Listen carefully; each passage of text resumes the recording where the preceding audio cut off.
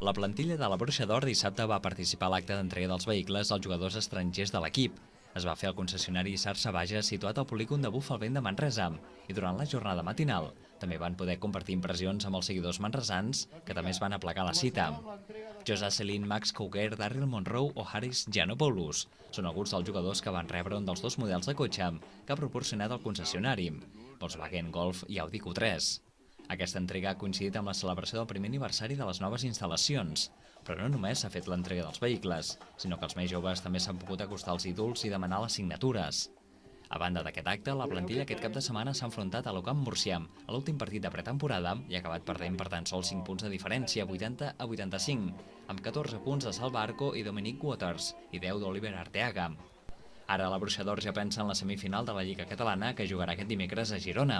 El rival serà el Fiat Joventut i el vencedor s'enfrontarà l'endemà al Barça, en el que serà la final d'aquesta Lliga Catalana. Es tracta de l'última oportunitat per veure en quin nivell arribarà l'equip a l'inici de la Lliga ACB, que serà el proper cap de setmana. El primer partit serà el 9 d'agost precisament contra el Fiat Joventut. Començarà a 14:15 del migdia.